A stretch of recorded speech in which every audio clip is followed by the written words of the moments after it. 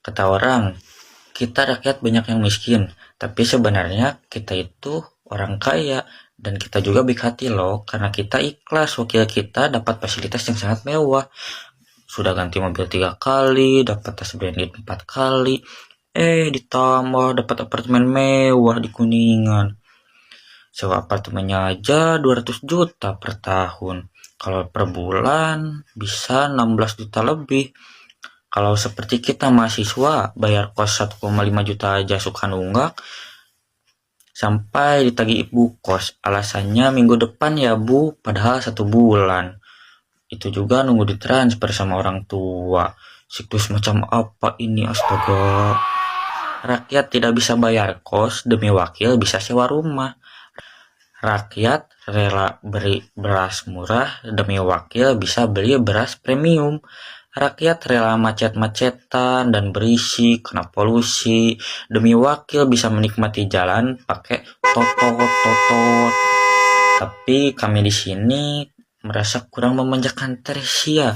Selain keempat mantan istri dan pacar kosasi, jaksa menuntut umum KPK turut memanggil 17 saksi. Total jadi 21 saksi dalam sidang lanjutan. Kalau ditarik flashback, kasus ini gara-gara Rina Lawi lapor ke KPK, katanya dimintain nampung dana korupsi. Istri bukannya dinafkahin, malah ditarik ikut korupsi. Astagfirullah.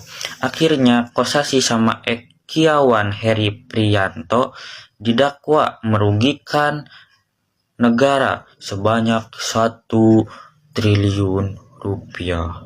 Utang aja sudah banyak, ini malah ditambahin. Astagfirullah. Opini saya tentang kasus korupsi yang ada di Indonesia bisa menjadi masalah serius karena bisa menghambat kemajuan bangsa, merugikan keuangan negara, dan juga bisa merusak kepercayaan masyarakat terhadap pemerintah. Jadi selama korupsi masih ada, pembangunan dan kesejahteraan rakyat akan sulit tercapai. Warahmatullahi wabarakatuh. Perkenalkan, nama saya Mila Haipa. Di sini saya akan menjelaskan tentang opini korupsi, yaitu korupsi di Indonesia semakin mengeroti merusak kehidupan masyarakat dan negara. Sebagai budaya atau kebiasaan yang telah mengakar akibat faktor-faktor seperti keserakahan, lemahnya pencegahan hukum, kurangnya transparansi, serta budaya nepotisme dan kolusi. Diperlukan upaya serius seperti penanaman pendidikan anti korupsi sejak dini, kampanye yang masif, dan penguatan sistem pengawasan serta integritas individu untuk mengatasi korupsi yang merugikan keuangan negara dan kesejahteraan publik. Wassalamualaikum warahmatullahi wabarakatuh. Perkenalkan, nama saya Tiara. Saya di sini akan menjelaskan saran untuk memberantas korupsi.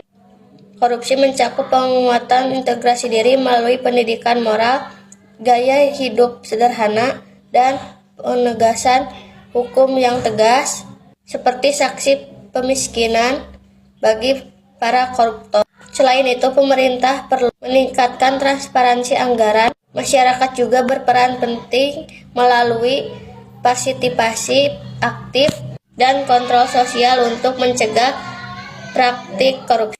Assalamualaikum warahmatullahi wabarakatuh. Perkenalkan, nama saya Dina. Saya akan menyampaikan opini saya tentang kasus korupsi. Korupsi adalah bentuk pencurian yang sangat merugikan negara dan masyarakat. Kita harus mendukung upaya pemberantasan korupsi demi menciptakan pemerintahan yang bersih dan transparan. Korupsi tidak hanya merugikan negara secara finansial saja, tetapi juga merusak kepercayaan masyarakat terhadap pemerintah dan lembaga publik. Oleh karena itu, pemberantasan korupsi harus menjadi prioritas utama. Penanganan kasus korupsi di Indonesia masih jauh dari kata efektif. Banyak kasus korupsi yang tidak ditangani secara serius dan pelakunya tidak dijatuhi hukuman seberat-beratnya. Upaya pemberantasan korupsi harus dilakukan secara independen dan imparsial, tanpa tekanan politik atau kepentingan lainnya. Kita harus memastikan bahwa hukum ditegakkan secara adil dan transparan. Sekian opini dari saya. Wassalamualaikum warahmatullahi wabarakatuh. Korupsi dapat merusak kepercayaan masyarakat terhadap pemerintah dan lembaga publik. 2. Menghambat pembangunan. Korupsi dapat menghambat pembangunan ekonomi dan sosial karena dana yang seharusnya digunakan untuk kepentingan publik malah disalahgunakan. 3.